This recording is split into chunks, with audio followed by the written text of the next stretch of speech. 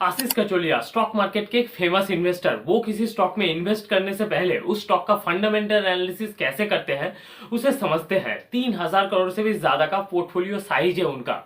Recently उन्होंने एक startup में खरीदारी की है, 18% स्टेक खरीदा है 70 से 80 करोड़ में। इस स्टार्टअप में क्या देख के उन्होंने खरीदारी की और मल्टीबैगर स्टॉक पिक करने का उनका फॉर्मूला क्या है उसे समझते हैं। पहली चीज जो वो किसी भी कंपनी में देखते हैं वो है उस कंपनी का यूनिक बिजनेस मॉडल।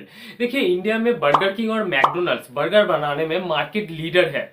वर्ल्ड में वो किसी भी कंपनी को अपने अगेंस्ट में बिजनेस करने नहीं देते हैं।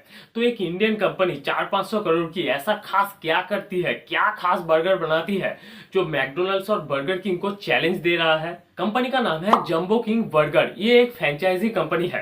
अब फ्रेंचाइजी कंपनियों का टारगेटेड कस्टमर होता है और ये टारगेटेड कस्टमर आता है यूनिक लोकेशंस के वजह से। सबसे ज्यादा लोग जहां पे होता है, स्पेशली खर्च करने वाले लोग, जैसे shopping mall, cinema theatres, main city के मार्केट, इन सब जगहों पे होता है मैकडोनल्ड्स और बर्गर किंग का फ्रेंचाइजी।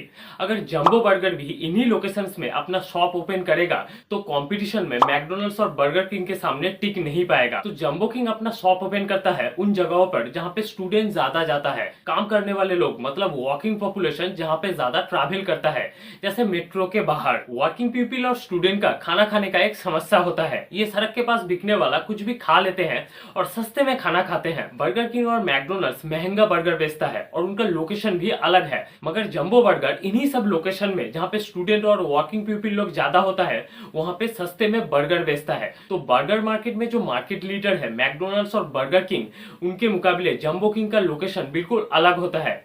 इसका मतलब मार्केट लीडर से जंबो बर्गर का कोई कंपटीशन ही नहीं होता है। तो किसी भी सेगमेंट में अगर मार्केट लीडर आपका कॉम्पिटिटर नहीं होता है तो इससे बड़ा यूनिक बिजनेस मॉडल और क्या हो सकता है। अब आपके पास जो स्टॉक है या फिर आप जिस स्टॉक में इन्वेस्ट करना चाहते हैं उस स्टॉक का बिजनेस मॉडल को आप एनालिसिस कीजिए और देखिए वो अपने कॉम्पिटिटर से ऐसा खास क्या करता है, मतलब कैसे अपने बिजनेस को मैनेज करता है कि उसका कॉम्पिटिटर चाहकर भी उसके कस्टमर को छीन नहीं सकता है।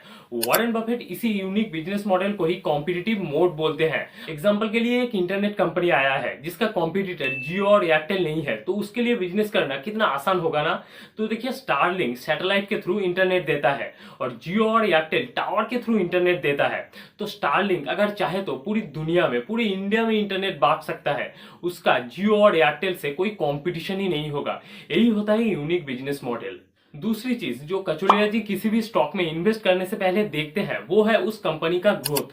अब ग्रोथ भी दो तरह का होता है। एक होता है वो कंपनी जिस सेक्टर में काम करता है उस सेक्टर का ग्रोथ, और दूसरा होता है उस कंपनी का ग्रोथ। इसे भी एक एग्जांपल दूं तो जियो आने के बाद इंटरनेट सस्ता हो गया और लोगों ने भी जियो यूज किया। तो लोगों को इंटरनेट चाहिए था, ये था इंटरनेट सेक्टर का ग्रोथ। जियो ने लोगों को इंटरनेट बांटा, ये है जियो का ग्रोथ। अब जंबो किंग के कॉन्टेक्स्ट में इसी चीज को समझे तो जंबो किंग बर्गर बनाता है। ये एक क्यूएसआर बिजनेस है। क्यूएसआर बिजनेस मतलब क्विक सर्विस रेस्टोरेंट बिजनेस। ये कंपनी चाहे तो पूरी इंडिया में अपना स्टोर ओपन कर सकता है, पूरी इंडिया में बर्गर बेच सकता है। इसका मतलब इसका सेक्टोरल ग्रोथ बहुत है। अब अगर जंबो किंग कंपनी के खुद के ग्रोथ के बारे में बात करें तो 2017 में ये कंपनी चालू हुआ था। अभी कंपनी के पास 155 स्टोर है।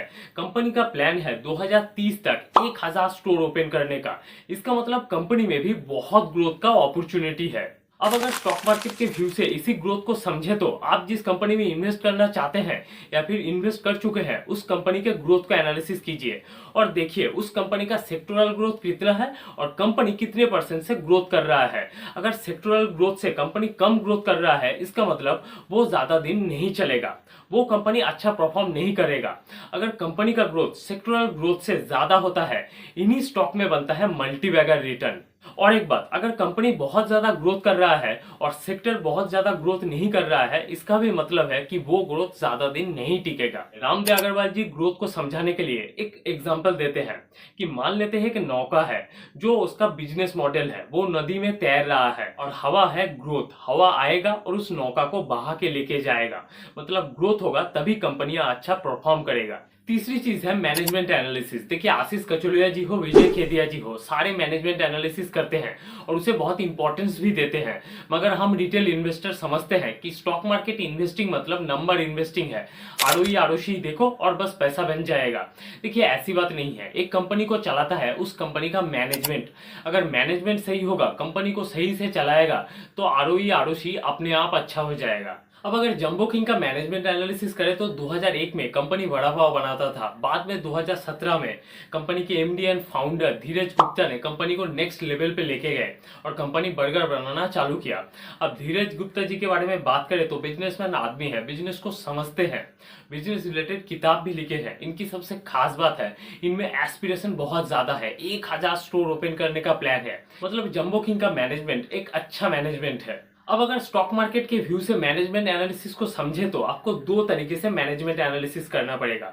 सबसे पहला एनालिसिस करना पड़ेगा बोर्ड ऑफ डायरेक्टर्स को, उसके बाद टॉप मैनेजमेंट को। कंपनी के बोर्ड ऑफ डायरेक्टर को एनालिसिस करने में यह देखा जाता है कि कंपनी के बोर्ड ऑफ डायरेक्टर में मेजोरिटी ऑफ जो लोग हैं वो अगर जिस कंपनी के बोर्ड ऑफ डायरेक्टर है उस बिजनेस से जुड़े हुए लोग होते हैं तो कंपनी लॉन्ग टर्म में अच्छा परफॉर्म करता है। एक एग्जांपल देके समझाता हूं। मान लेते हैं एक एफएमसीजी कंपनी है, उस कंपनी के बोर्ड ऑफ डायरेक्टर्स में जो लोग हैं वो बैंकिंग फिनेंशियल से आते हैं, मतलब उनका एक्सपीरियंस है काम करने का वो बैंकिंग फिनेंशियल से है। ऐसे में कंपनी अच्छा परफॉर्म नहीं करेगा। अगर कंपनी एफएमसीजी है तो बोर्ड ऑफ डायरेक्टर्स में से मेजोरिटी ऑफ लोगों को एफएमसीजी किसी कंपनी में काम करने का एक्सपीरियंस होना चाहिए। इस सिचुएशन में सबसे अच्छा होता है कंपनी के लिए। और किसी भी कंपनी के टॉप मैनेजमेंट एनालिसिस में ये चीज तो और भी ज्यादा मैटर करता है। किसी एफएमसीजी कंपनी का टॉप मैनेजमेंट में से लोग अगर किसी दूसरे सेक्टर से होगा तो वो कंपनी के लिए अच्छा नहीं होगा। एफएमसीजी कंपनी के सीईओ सीएफओ अगर किसी और सेक्टर से होगा तो ये कंपनी के लिए अच्छा नहीं है। एफएमसीजी किसी कंपनी के ही सीईओ सीएफओ को एफएमसीजी किसी कंपनी में सीईओ सीएफओ होना चाहिए। इसी सिचुएशन में कंपनी अच्छा परफॉर्म करता है और इन्वेस्टर को अच्छा रिटर्न बना के देता है। टॉप मैनेजमेंट कंपनी के लिए कितना इंपॉर्टेंट है एक एग्जांपल देके समझाता हूं। एप्पल इनोवेटिव काम करता है।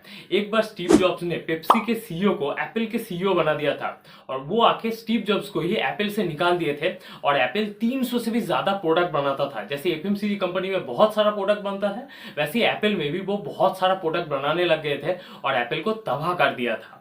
बाद में स्टीव जॉब्स आए और उनको निकाल दिया, फिर कंपनी ग्रोथ करने लगा। इस एग्जांपल से ही आप समझ सकते हैं मैनेजमेंट कितना इंपॉर्टेंट है और मैनेजमेंट का एक्सपीरियंस पर्टिकुलर जिस बिजनेस में वो काम करते हैं उसमें कितना इंपॉर्टेंस रखता है। टॉप मैनेजमेंट एनालिसिस में आपको दो और चीज देखना चाहिए, वो है उस मैनेजमेंट की टीम की उम्र कितना है और उनमें एस्पिरेशन कितना है। देखिए उम्र कम होगा तो एस्पिरेशन भी ज्यादा होगा, नेम फेम उनको चाहिए होगा और कंपनी को भी एक नेक्स्ट लेवल ग्रोथ पे लेके जाएगा। अब आपके पोर्टफोलियो में जो कंपनी है उस कंपनी का मैनेजमेंट एनालिसिस कीजिए, ग्रोथ एनालिसिस कीजिए, बिजनेस मॉडल एनालिसिस कीजिए और देखिए उस कंपनी में ये 3 पॉइंट कितना स्ट्रांग है। किसी भी कंपनी में अगर ये 3 पॉइंट ठीक होगा और वो कंपनी अपने ग्रोथ के हिसाब से और वैल्यूएशन के हिसाब से रीजनेबल होगा तो उस कंपनी में अगर आप खरीदारी करेंगे तो आपको मल्टीबैगर रिटर्न तो मिलना चाहिए। कमेंट करके जरूर बताएगा आपके पास कौन सी कंपनी है और आपने उस कंपनी का बिजनेस मॉडल, ग्रोथ और मैनेजमेंट एनालिसिस कैसे किया।